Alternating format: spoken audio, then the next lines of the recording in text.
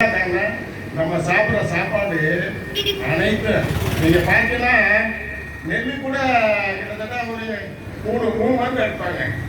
ஆனா காய்கறி பழங்கள் அது பார்த்தீங்கன்னா வாரம் வெண்டைக்காய் நீங்க சாப்பிட்றீங்கல்ல நல்லா சுவையா இருக்கு அப்படின்னு சொல்லி சாப்பிட்றீங்க. வெண்டைக்காய், கத்திரிக்காய், சீனி வரைக்காய், இந்த கருவேப்பிலை எல்லாத்துலயும் மருந்து. கீரை பார்த்தீங்கன்னா பயங்கரமான மருந்து. வரவேற்கீங்க நீங்க அந்த கீரை வரைய வராது. நீங்க என்ன நினைக்கிறீங்க? சுத்தமா நீட்டா இருந்தா எந்த விதமான ஓட்டை இல்லாம பூச்சி இல்லாம இருந்தா தான் அதை வாங்குறீங்க. அந்த கீரையோ அல்ல காய்கறியோ பழங்களோ வாங்குறீங்க. ஆனா நம்மளுக்கு அதுல மருந்து அடிச்சாதான் அது அந்த அளவுக்கு சுத்தமா வருது. நீங்க விரும்புற மாதிரி விவசாயி கொடுக்குறாங்க. ஆனா 50 வருஷத்துக்கு முன்னாடி செஞ்சோமா இல்ல, யூரியா போடல, பொட்டாஸ் போடல, டிஏபி போடல, எந்த உரமும் போடாம நம்ம முன்னோர்கள் சாதாரணம் இல்ல, நம்ம தமிழர்கள் 5000 வருஷத்துக்கு முன்னாடி வந்து வாழ்ந்துகிட்டு இருக்காங்க. முழு முதல் நம்ம உலகத்துல தோன்ற முதல் வந்து தமிழர்கள் மட்டும்தான், தமிழருக்கு தான் முதல் தோன்றது அப்படின்ற மாதிரி ஒரு வரலாறு இருக்கு. ஆனா நம்ம இன்னைக்கு பார்த்தீங்கன்னா இன்னைக்கு 5000 வருஷமா இயற்கையா சார்ந்து வாழ்ந்து நல்லா நம்ம முன்னோர்கள். ஆனா இன்னைக்கு பார்த்தீங்கன்னா நோய் நொடியோட வாழ்ந்துட்டு இருக்காங்க. நோயற்ற வாழ்வு குறைவற்ற செல்வம்னு இன்னைக்கு பார்த்தீங்கன்னா அதான் உண்மை. எவ்வளவு செல்வம் இருக்கட்டும், ஆனா உங்களுக்கு நோய் வந்து பிரயோஜனமே இல்லை. அந்த செல்வம் ஒண்ணு இல்ல, ஒரு கோடி நீங்க வச்சிருங்க, ஒன்றும் பிரச்சனை இல்லை. ஒரு கிட்னி 2 கிட்னி ஃபெயிலியர் உடனே சொல்லுவேன், ஒரு 15 லட்சம் ஆகுங்க கிட்னி மாத்திடலாம். 15 லட்சம் ஆகுனா 15 லட்சம் சொல்றது, ஆனா கிட்டத்தட்ட 30 லட்சம் ரூபாய் ஆயிரும். எங்க ஊர்ல ஒருத்தருக்கு 23 வயசுல 2 கிட்னி ஃபெயிலியர். அம்மா ஒரு கிட்னி, அப்பா ஒரு கிட்னி, 2 கொடுத்ததுனால இன்னைக்கு உயிரோட வாழ்ந்துட்டு இருக்காரு. காரணம் என்னன்னா நம்ம கெமிக்கலை சாப்பிட்டதுனால. அதுக்கு மாற்று இன்னைக்கு என்னன்னா நாம் தமிழர் கட்சி மட்டும்தான் அதுக்கு மாற்று. எந்த கட்சியாவது இயற்கை விவசாயத்தை பத்தியோ நம்ம முன்னோர்களை பத்தியோ பேசுறாங்களா? நம்ம இயற்கை வளங்களை பத்தி பேசுறாங்களா? மண்ணை கடத்துறா, மழையை கடத்துறா, நிறைய இயற்கை வளத்தை கூட கடத்துறா. நம்மளுக்கு என்ன எவன் கடத்துனா நம்மளுக்கு என்ன அப்படின்னு நம்ம இன்னைக்கு இருக்கா, ஒன்றும் பிரச்சனை இல்லை. ஆனா நம்ம கண்டிப்பா மங்கோலியா மாதிரி, எத்தியோப்பியா மாதிரி வறட்சியும் பிடிக்கிறா கண்டிப்பா போயிடுவோம். அதுக்கு தடுக்க வந்த ஒரே கட்சி நாம் தமிழர் கட்சி மட்டும்தான். இதுவரைக்கும் எந்த கட்சியும் இயற்கை வளர்த்துக்காங்க, இயற்கை வளர்த்த கொள்ளையடிக்கிறவர்களுக்கு எதிர்த்து போராடின கட்சி எந்த கட்சியுமே இல்லை. அதுக்கு ஒரே கட்சி நம்ம நாம் தமிழர் கட்சி தான். இன்னும் சொல்ல போனா நாம் தமிழர் கட்சி வந்து நீங்க ஓட்டு போடுங்க போடாம இருக்க, அதுவும் பிரச்சனை இல்லை. ஆனா இது மட்டும் இல்லைன்னா இந்தியாவில் வந்து பேராசில வச்சிருந்துருப்பேன், கண்டிப்பா வச்சிருப்பேன். நாம் தமிழர் கட்சி இல்லைன்னா பேராசில இந்தியாவில் வச்சிருப்பேன். என்ன மக்கள் பணம் கிட்டத்தட்ட 83,000 கோடி. ஏன்னா அது போக இன்னும் நிறைய திட்டத்தை கொண்டு வந்திருப்பாங்க. அதுக்கெல்லாம் எதிர்ப்பு தெரிஞ்ச ஒரே ஆளு நம்ம சிங்கம் செந்தமிழ் சீமை. அதே நம்ம சிவகங்கை மண்ணில் பிறந்த ஒரே மாதிரி இருக்கு, அந்த ஆண்மை இருந்திருக்கு. அவன் மட்டும்தான் இருக்கான், வேற எவனும் இருக்கவே இல்லை. பூரா அவனுக்கு கைக்கூலியா இருக்க, 1000 5000 10,000 வாங்கிட்டு கைக்கூலியா இருக்கான். அதனால மக்களே நம்ம பரம்பரை நம்ம வாழ்ந்தா மட்டும் போதாது. இன்னைக்கு நம்ம வாழ்ந்து போயிடுவோம், இன்னைக்கு வாழ்ந்துட்டு போயிடுவோம், ஒன்றும் பிரச்சனை இல்லை. இந்த ஒரு 10 வருஷத்துல பார்த்தீங்கன்னா கிட்டத்தட்ட 50% மக்களுக்கு ஆணுக்கோ பெண்ணுக்கோ அந்த ஆண்மை தன்மை இல்லாம போயிடும். அப்ப குழந்தை பிறப்பு இல்லாமே போயிருமா, அந்த அளவுக்கு போயிட்டு இருக்கு. என்ன காரணம்னா நம்ம பூரா சாப்பிடுற கெமிக்கல், எல்லாத்துக்கும் நோய் வந்துடும். உங்களுக்கே தெரியும், இது நான் சொல்ல வேண்டிய அவசியம் இல்லை. அந்த நோயெல்லாம் இல்லாம நம்ம தமிழ்நாட்டை காப்பாற்றணும்னா அதுக்கு ஒரே வழி நாம் தமிழர் கட்சியை மட்டும்தான் நீங்க ஆதரிக்கீங்க. நாம் தமிழர் கட்சிக்கு நீங்க வாக்களித்தா மட்டும்தான் அது மாறும். இதெல்லாம் மாறவே மாறாது. நம்ம கஷ்டம் இருந்துகிட்டே இருக்க, நம்ம பரம்பரை கண்டிப்பா ரொம்ப சிக்கல்ல போய் முடியும். அதனால நாம் தமிழர் கட்சிக்கு இதுவரைக்கும் நீங்க என்னெல்லாம் நினைச்சிருக்கலாம், இனிமே நாம் தமிழர் கட்சி யாரும் மறக்கவோ முடியவே முடியாது. கண்டிப்பா நாம் தமிழர் கட்சிக்கு நீங்க வாக்களிச்சா மட்டும்தான் நம்ம தமிழர்கள் நல்லா இருக்க முடியும். இல்லைன்னா கண்டிப்பா ரொம்ப சிக்கல் முடியும். அதனால என்னுடைய உரையை இதோட முடிச்சுக்கிறேன்.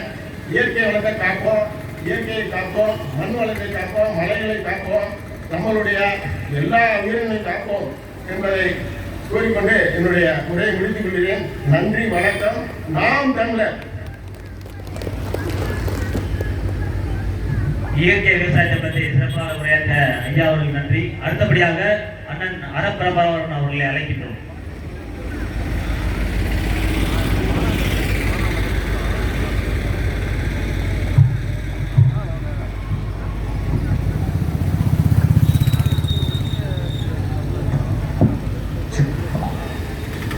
அனைத்து தமிழ் சொந்தங்களுக்கும் இனிய மாலை வணக்கம்.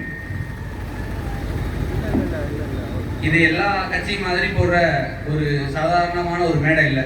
எல்லாரும் நினைச்சிருப்போம் ஒவ்வொருத்தவங்களும் வருவாங்க, திமுக அதிமுக திமுகவோ இல்லை பிஜேபி காங்கிரஸையோ காங்கிரஸ் பிஜேபியோ மாற்றி மாற்றி குறை சொல்றதுக்கான களமா இந்த இடத்தை ஏற்படுத்திப்பாங்க.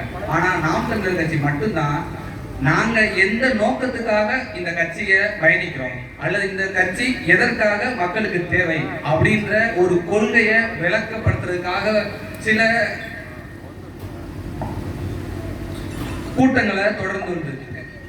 நம்ம நினைக்கிற மாதிரி இந்த கட்சி ஒரு அரசியலுக்காகவோ அல்லது ஒரு ஓட்டுக்காகவோ மட்டும் இது பயணப்படலை. அப்படி பயணப்பட்டு இருந்துச்சுன்னா இன்னைக்கு எங்க கட்சியோடைய நெட் ஒர்த் அப்படின்னு சொல்லுவாங்க 900 கோடி 90 கோடி அப்படி 900 கோடி வரைக்கும் இருக்கு. 8.13% இது வரைக்கும் நம்ம ஓட்டு நம்மளுக்காக, அதாவது நாம் தமிழர் கட்சிக்காக ஓட்டு போட்ட இருக்கு. ஒரு அங்கீகரிக்கப்பட்ட இந்திய அரசியலமைப்பு சட்டத்தால் அங்கீகரிக்கப்பட்ட ஒரு கட்சி. அதற்கு நெட் ஒர்த்து 900 கோடி.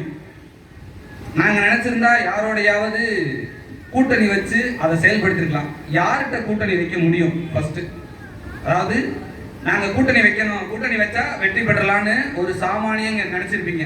ஆமாங்க, சீமான் கூட்டணி வச்சா ஜெயிச்சிடலாம். ஏன் கூட்டணி வைக்க மாட்டாரு? கூட்டணி வச்சு ஒரு அரசியல் தரத்தை ஒரு வலுவான ஒரு இடத்தை பிடிச்சிருந்தா நீங்க கேட்டதெல்லாம் செஞ்சிட முடியும். ஒரு எம்பியோ ஒரு எம்எல்ஏவோ உங்கள்கிட்ட இருக்குங்கிற பட்சத்துல உங்களால அல்லது உங்களுடைய குரல் சட்டமன்றத்திலேயோ அல்லது நாடாளுமன்றத்திலேயோ பலமா கேட்க வச்சிருக்க முடியும். நீங்க ஏன் கூட்டணி நிக்கலன்னு அதுக்கு எல்லாத்துக்கும் சேர்த்து ஒரே ஒரு காரணம் மட்டும்தான், இந்த கட்சி, இந்த கட்சிக்கான கொள்கை, இந்த கொள்கைக்கான நடைமுறை, இந்த நடைமுறைக்கான அரசியல், இது எதுவுமே நாங்க எதிர்பார்க்கிற மாதிரி யார்கிட்டயுமே இல்லை. அப்படி ஒரு கட்சி இருக்குமே ஆனால் எங்க கட்சி தொடங்க வேண்டிய தேவை இருந்திருக்காது.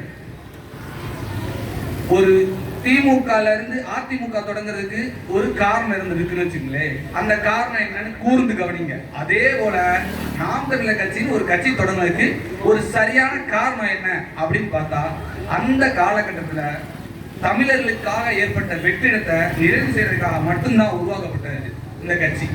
அதுல இருந்து அந்த முதல் நாள் டே 1, அந்த டே 1ல இருந்து ஸ்டார்ட் ஆயிருக்கு. இது வரைக்கும் அண்ணன் என்ன நோக்கத்துக்காக இந்த கட்சியை பயணிக்க உருவாக்குனாரோ, அதாவது எப்போ இது கட்சியா உருமாறி வந்துட்டு இருக்கோம், நம்மளோட இதுல இருந்து கட்சியா உருமாறி வந்துட்டு இருக்கோம். அன்னையில இருந்து எவாலுவேட் சொல்லுவாங்க, ஒரு இடத்துல இருந்து கட்சி அடுத்த படிக்காக செயல்பட்டுட்டே வந்திருக்கே தவிர கட்சி ஒருபோதும் அந்த நோக்கத்தை மாத்திக்கிட்டதா கட்சியில பயணிக்கிறவங்களோ அல்லது கட்சியை சார்ந்தவங்களோ நீங்க யோசிக்க முடியாது அல்லது மறுத்து பேச முடியாது. இது ரொம்ப முக்கியமான ஒரு விஷயங்கிறதுனால இதை இடையில நான் குறுக்கிட்டு பேசுறேன். இன்னைக்கு நீதிமன்றத்தில் அண்ணன் சீமான் அவர்களுக்கு நீதி அரசர்கள் சில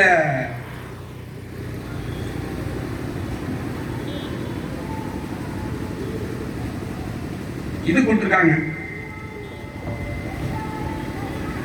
நீதிபதி தனக்கான ஒரு நீதியை வழங்கியிருக்காங்கன்னு வச்சுக்கோங்க. என்ன நீதிமன்றத்தில் கொடுத்துருக்காரு அப்படின்னா, சீமான் சென்னை உயர் நீதிமன்றம் கண்டனம், சீமானுக்கு சென்னை உயர் நீதிமன்றம் கண்டனம். தொடர்ந்து 4 முறை நீதிமன்றப்படி ஏறினால்தான் சீமானுக்கு நிதானம் வரும். சென்னை உயர் நீதிமன்ற நீதிபதி கண்டிப்பு. இந்த வார்த்தையை படிச்சுட்டு இதை ஹெட்லைன் படுத்துறதுக்காக திமுகவோ அல்லது மற்ற மாற்று கட்சியினரோ இதை பெருசா பேசுறாங்க. எங்களுக்கு ரொம்ப வசதியா போயிடுச்சு. இப்படி ஒரு விஷயத்தை நீதியரசர் சொல்லும்போது பாவம் அவர் கவனிக்காம விட்டுட்டாரு. இதை எதிர்த்து கேள்வி கேட்க திராணி இருக்க அல்லது தெம்பு இருக்க ஒரு நீதிபதி ஏன் மணல் கொள்ளையோ மலையை நொறுக்குனதோ கேரளால இருந்து மருத்துவ கழிவை கொண்டு வந்து கொட்டும் போதோ இல்ல வேற ஏதாவது தகவல்கள், நாங்க இன்னும் நிறைய பேசலாம், அண்ணா பல்கலைக்கழக பிரச்சனையோ இன்னும் நிறைய பேசலாம், பேசிட்டே இருக்கலாம். நாங்க இதெல்லாம் கூட ஒரு நீதியரசரா இருக்கவர் ஏன் இதை சொல்ல துப்பு இல்லாத நீதியரசருக்கு எங்க மேல மட்டும் என்ன வன்மம்? நான் கேட்கல, ஏதாவது தப்பு இருந்தா எல்லாரும் சிந்திச்சு பாருங்க. நான் கேட்கல, ஏதாவது தப்பு இருக்கா? இதை கேட்க முடிஞ்ச ஒரு நீதியரசரால ஒரு